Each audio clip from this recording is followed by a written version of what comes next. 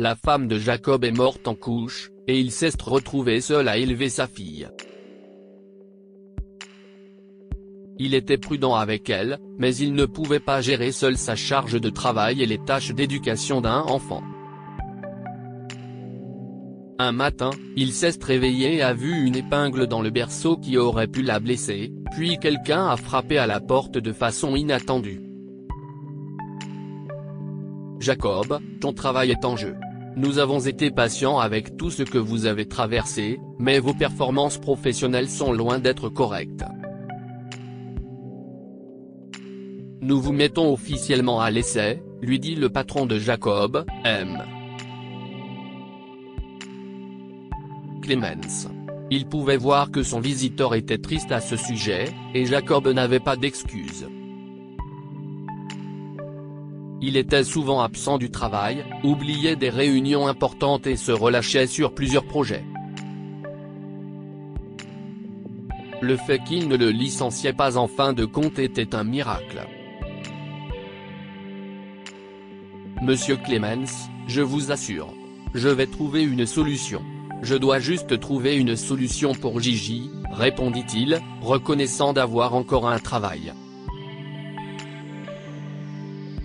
Jacob embaucha une nounou pour pouvoir aller travailler, mais il ne pouvait pas se le permettre éternellement, et paradoxalement, Gigi était un bébé difficile.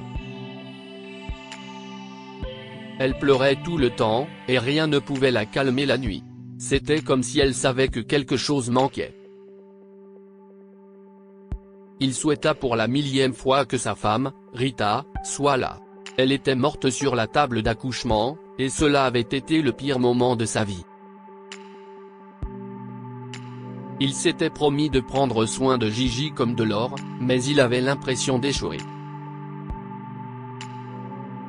Il ne pouvait pas perdre son travail, mais il ne savait pas comment la calmer et organiser leur vie. La seule chose susceptible de calmer Gigi était de faire un tour en voiture de temps en temps, alors un jour, il l'a pris juste avant de la coucher. Par chance, elle s'endormit, et ils rentrèrent à la maison.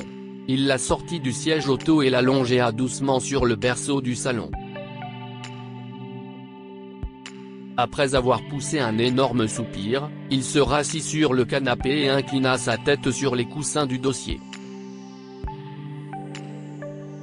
Il ne remarqua pas qu'il s'était endormi. Le lendemain matin, il se réveilla surpris de constater qu'il était toujours sur le canapé.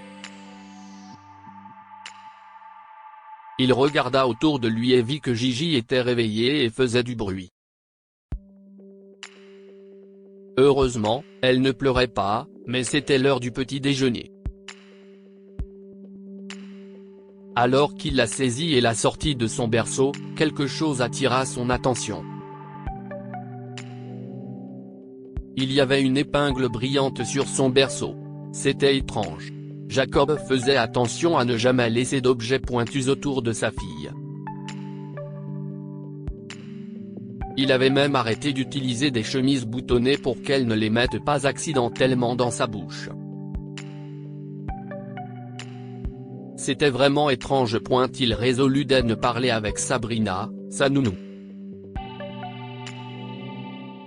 Mais, à peine avait-il pris cette décision que l'on frappa à la porte.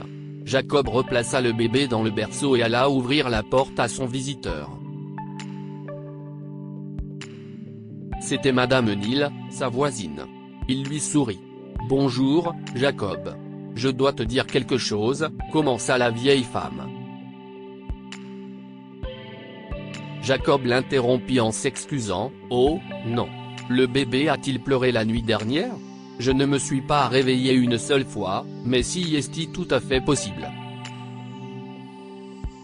Je sais que cela a dû être difficile pour vous pendant tous ces mois, Madame Neal. » Le jeune père s'arrêta en voyant la vieille dame lever les mains. Jacob. Écoute. Je ne suis pas contrarié. Plus maintenant, du moins, répliqua Madame Neal. La nuit dernière, j'ai entendu Gigi pleurer terriblement. Il était 2 heures du matin et elle ne semblait pas vouloir s'arrêter. Je suis venu ici et j'ai frappé à ta porte plusieurs fois. J'étais en fait assez en colère. Tu ne répondais pas. Mais ta porte était déverrouillée, alors je suis entré. Oh non. J'ai laissé la porte déverrouillée. Qu'est-ce ce qui ne va pas chez moi ? Se lamenta Jacob en se frottant les cheveux de frustration. Il se rassit sur le canapé. Madame Neal se fraya un chemin à l'intérieur et ferma la porte. Ce n'est pas grave. Ce n'était que moi, et j'ai essayé de bien la fermer en partant.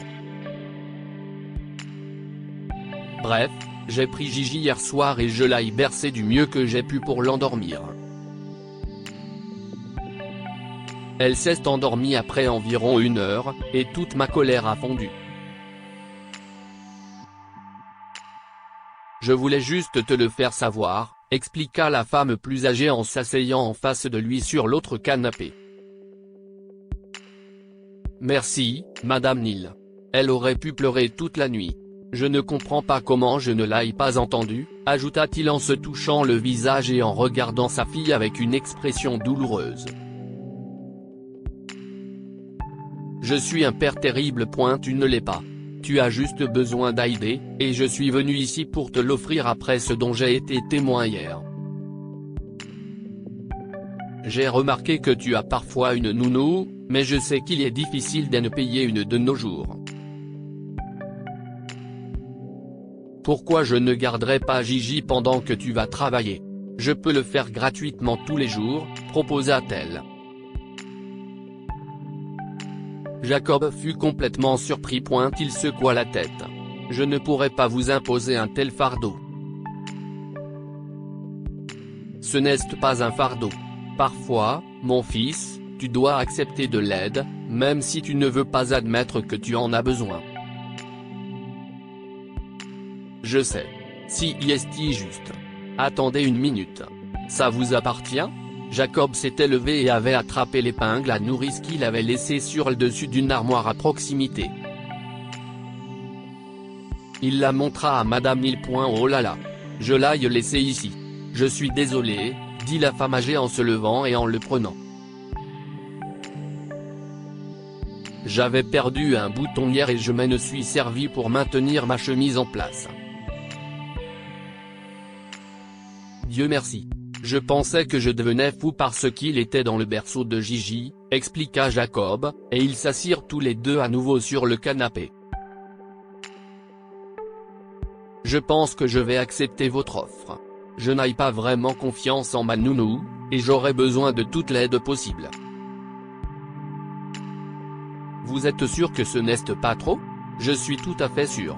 Tous mes enfants sont adultes et ont leur propre bébé, mais ils ne viennent pas souvent en Floride. Gigi sera donc comme ma petite fille, répondit Madame Neal avec un large sourire. Merci. Merci beaucoup, dit Jacob. Il versait des larmes en grande quantité devant une telle générosité. Gigi passait presque tous les jours avec Madame Neal, et Jacob pouvait se concentrer sur son travail sans aucune distraction. Il finit par sortir de sa période de probation et obtint même une promotion.